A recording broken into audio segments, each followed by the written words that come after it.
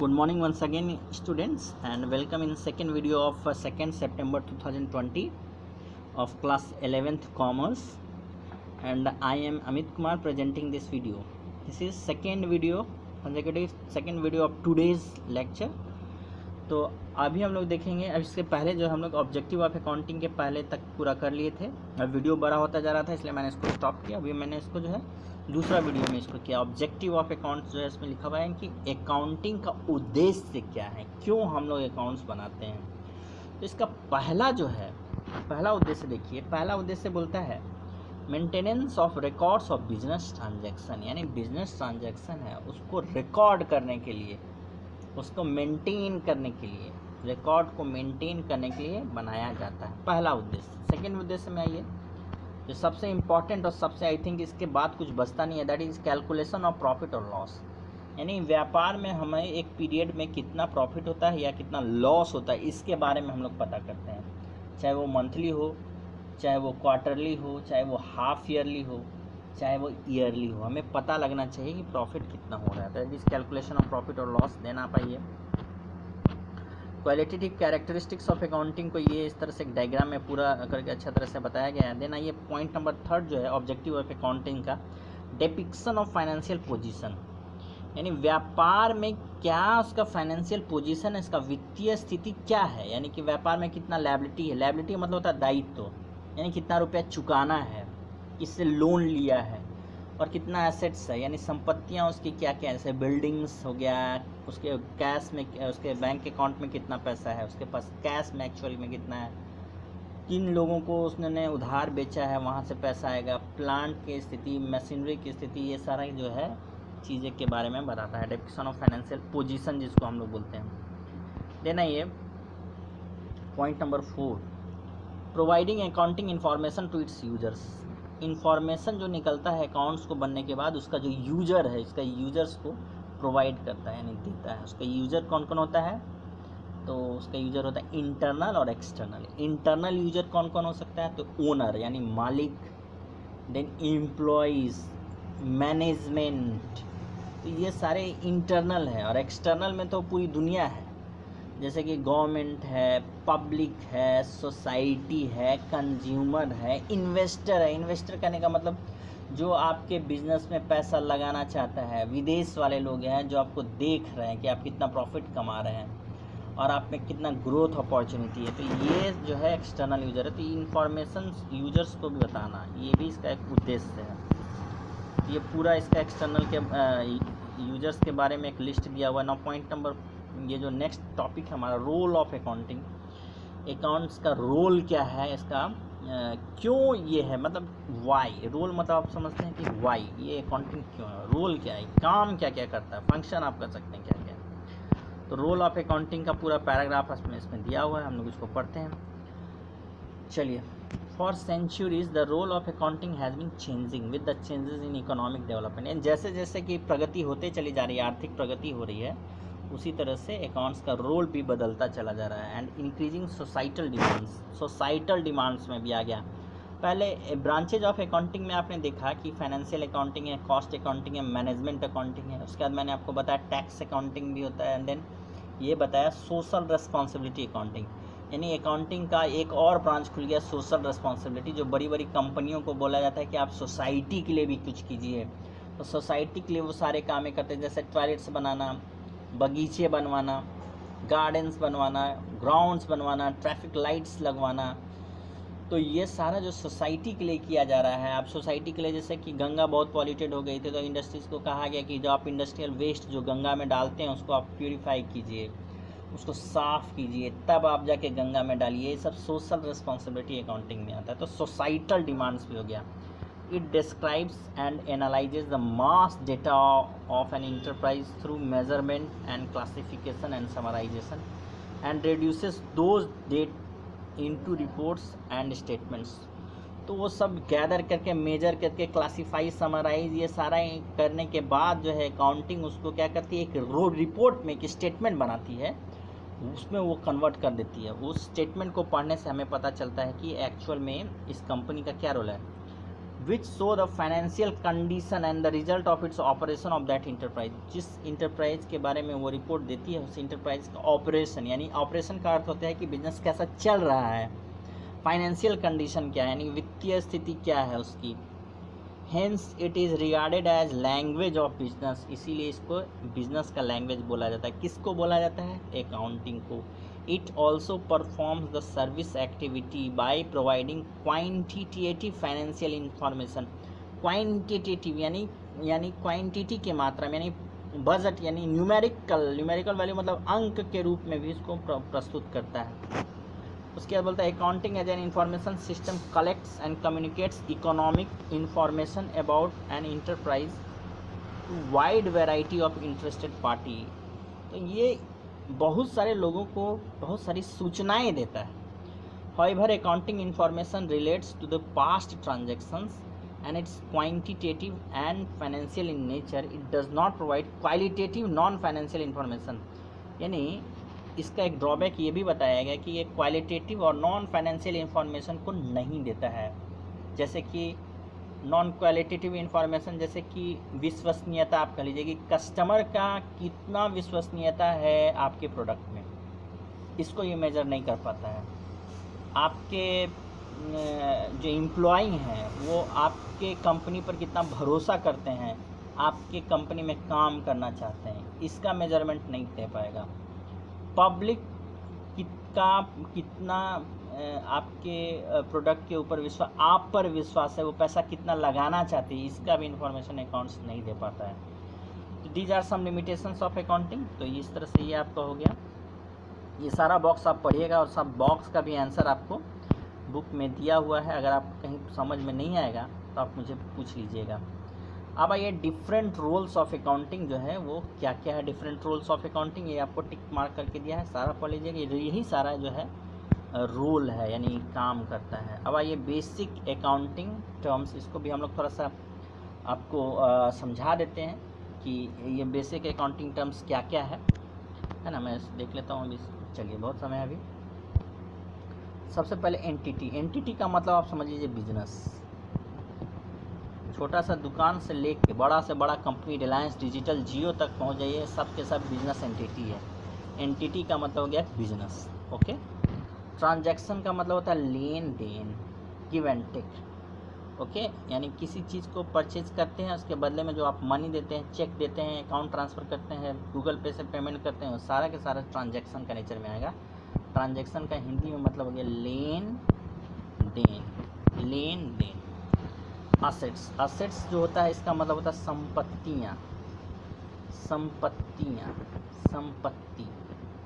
और अगर ये असेट्स है तो संपत्तियाँ क्या क्या होती हैं। जैसे आपके घर में आपकी संपत्तियाँ क्या है, जैसे आपका ज़मीन है, घर है, फर्नीचर है, आप कह सकते हैं। अगर आपके आम के पेड़ हैं तो वो भी आपकी संपत्ति है। आपके गाय बैल हैं वो भी आपकी संपत्ति है। बैंक में जो पैसा है वो भी संपत्ति है। जो इन्वेस्टमेंट आपने किया है, फिक्स डिपॉजिट किया है, जो अपने डिबेंचर शेयर्स ख़रीदा है, जो आप ज़मीन खरीदे हैं, सारा के सारे संपत्ति होते हैं। जैसे आपकी घरेलू संपत्ति है, ठीक उसी प्रकार बिजनेस की भी अपनी संपत्ति होती है। तो उसको हम लोग सारे को एसेट्स बोलते हैं। ओके, इसका दो टाइप दे दिया है, करंट और नॉन करंट, जो कि हम लोग पढ़ेंगे। करंट का मतलब होता है तुरंत, और नॉन करंट का मतलब होता है फिक्स्ड। जैसे कि लैंड हो गया, बिल्डिंग हो गया, मशीनरी हो गया, फर्नीचर, ये सब फिक्स्ड है, इसको हम लोग कहीं भी मूव नहीं कर सकते हैं। तो ये हो गया आपको असेट्स के बाद नेक्स्ट आइए लायबिलिटीज। जस्ट असेट्स का उल्टा लायबिलिटीज होता है। लायबिलिटीज़ का मतलब होता है कि जो ऑब्लिगेशन मतलब जो आपका दायित्व है, जो आपको निभाना है इन टर्म्स ऑफ मनी, यानी जिसको भी आपको पैसा देना है, सारा के सारा लायबिलिटी है। मान लीजिए आज 1 तारीख है, आज 2 तारीख है, और आपने अगस्त महीने में जो भी दूध का पैसा आपको नहीं दिया है अगर, तो वो आपके लिए लायबिलिटी बन जाएगा। कि अगस्त महीने में मान लीजिए कि 2 लीटर दूध लेते हैं और इसका कीमत 2000 रुपया हो रहा है और आपने अभी तक नहीं दिया है, 2 तारीख हो गया, तो वो एक आपके लिए लायबिलिटी है, उसको आपको पे करना है। मान लीजिए आप दुकान से गए हैं, दुकान से आपने उधार सामान खरीद कर लाया है और कहा है कि मैं 1 सप्ताह में पेमेंट कर दूंगा, तो ये जो ऑब्लिगेशन बना है ये भी आपका एक लायबिलिटी है, वो आपको पे करना है। आपने किसी से कर्ज मांगा है कि भाई हमें कर्ज दो, कोरोना वायरस में नहीं चल रहा है घर, तो आप मान लीजिए 50,000 रुपये किसी से उधार लिए हैं, तो वो भी आपको पे करना है, तो वो भी आपके लिए एक लायबिलिटी। यानी फाइनेंशियल कैरेक्टर का जितना भी चीज़ जो आपको दूसरों को देना है तो वो आपके लिए लायबिलिटी है। मान लीजिए आप बिज़नेस कर रहे हैं, बिज़नेस करने के लिए आपने अपने ससुर जी से लोन लिया है, या आप अपने पापा से लोन लिया है, या अपने मम्मी से लोन लिया है, अपने भाई से लोन लिया है और उसको बिज़नेस में लगाया है, तो आपके दिमाग में हमेशा ये बातें चलते रहेंगी कि ये पैसा जो है बिज़नेस में जिसने आपने जो पैसा लगाया है वो आपको वापस करना पड़ेगा, तो वो भी एक लायबिलिटी है। वैसे मान लीजिए कि आप बिज़नेस में अपना ही पैसा लगाते हैं और आप बिज़नेस शुरू कर रहे हो और बिज़नेस चल रहा है, तब भी आपके दिमाग में रहता है कि मैंने इतनी पूंजी लगाई है, तो जब भी कभी भी बिज़नेस बंद हो या कभी इसको बंद करने की नौबत आ जाए तो ये पैसा जो मैंने इनिशियल लगाया है वो मुझे वापस मिल जाए। तो वो भी जो पैसा आपने जो अपना ही बिज़नेस करने के लिए जो अपने से जो पैसा लगाया है वो भी व्यापार के लिए एक लायबिलिटी है। हमेशा ये बात समझिएगा कि व्यापार अलग चीज़ होता है और उसका मालिक अलग चीज़ होता है। व्यापार एक आर्टिफिशियल पर्सन है, कृत्रिम आदमी है, कृत्रिम मानव है, जिसमें जान नहीं है, हाड़ और मांस नहीं है, लेकिन उसकी एक समझ है, वो अपने तरीके से चलता है और उसको चलाने वाला जो उसका ओनर होता है, चाहे वो मैनेजर हो, वो उससे बिल्कुल अलग है, क्योंकि उसके लिए वो सैलरी भी लेता है। तो ये आप देख लीजिए। लायबिलिटी भी दो तरह का होता है, नॉन करेंट और करेंट, जो कि दिया हुआ है, ठीक है। तो ये सारा जो है आप धीरे धीरे समझिएगा, ये पूरा आपको समझने की अभी ज़रूरत नहीं है। ट्रेड पेबल्स को मैंने आपको बताया, डेटर और क्रेडिटर को समझ लीजिएगा, जो कि आएगा ही, डेटर और क्रेडिटर। कैपिटल मतलब होता है पूंजी, जो इनिशियल पैसा लगाकर जो आपने बिजनेस शुरू किया। जैसे कि मान लीजिए मैंने 5 लाख रुपए लगाकर कोई दुकान शुरू किया है, तो ये 5 लाख रुपया हमारे लिए कैपिटल कहलाएगा। कैपिटल का हिंदी में मतलब होता है पूंजी। पूंजी जो आप लोग जानते होंगे, इसको हम लोग पूंजी कहते हैं। सेल्स आप लोग जानते हैं, बिक्री, दुकान में जो बिक्री होता है उसको हम लोग सेल्स कहते हैं। रेवेन्यू का हिंदी मतलब होता है आमदनी। देखिए रेवेन्यू, इनकम, ये सब में बहुत माइल्ड सा फ़र्क है, बाकी सेंस तो एक ही है। तो आइए चलिए रेवेन्यू पढ़ते हैं। These are the amounts of the business earn by selling its products और प्रोवाइडिंग सर्विसेज टू कस्टमर। यानी कि सामान बेचने, मान लीजिए कि मेरे सामने एक मनपसंद रेस्टोरेंट है, वो खूब सारा सामान यानी वो बेचता है, वो क्या बोलते हैं, पराठा बेचता है, तो उससे जो इनकम होता है वो क्या कहलाएगा, उसके लिए वो रेवेन्यू कहलाएगा। और मान लीजिए कि कोई जैसे पैराडाइज वाला है, वो सर्व करता है, कुछ सर्विस प्रोवाइड करता है, सामान नहीं बेचता है, सर्विस प्रोवाइड करता है, उसके बदले जो पैसा लेता है उसको हम लोग रेवेन्यू कहेंगे, ठीक है। In other items revenue common to many business are commission, interest, ये सारा जो है आपका रेवेन्यू कहलाएगा। रेवेन्यू का ये एक्सपेंसेस और एक्सपेंडिचर दोनों में फ़र्क है। एक्सपेंसेस जो होता है करंट के रूप में यूज होता है, पढ़ लेते हैं हम लोग। Expenses, cost incurred by A business in the process of earning revenue, यानी पैसा कमाने के लिए जो कॉस्ट खर्च होता है उसको हम लोग एक्सपेंसेस बोलते हैं। फॉर एग्जांपल जो दिया हुआ है आपको, देखिए ये सारा एक्सपेंसेस है, डेप्रिसिएशन है, रेंट है, वेजेज है, सैलरी है, इंटरेस्ट है, कॉस्ट ऑफ हीटर है, light, water, electricity bill, telephone, आने जाने का पैसा, ऑटो से कहीं जाता है, ये सारा चीज़ें आप पैसा कमाने के लिए कर रहे हैं, यानी जिसका कि उद्देश्य पैसा कमाने का है, जिसका उद्देश्य पैसा कमाने के लिए आप जो भी एक्सपेंसेस कर रहे हैं उसको हम लोग एक्सपेंसेस कहते हैं। जनरली छोटा होता है, छोटा एक्सपेंसेस होता है, यानी कि 100 रुपया, 200 रुपया, 300 रुपया, 500 रुपया, लाइक दिस होता है। एक्सपेंडिचर में आइए, एक्सपेंडिचर में क्या लिखा हुआ है, स्पेंडिंग मनी और incurring a liability for some benefit, service और property received is called expenditure.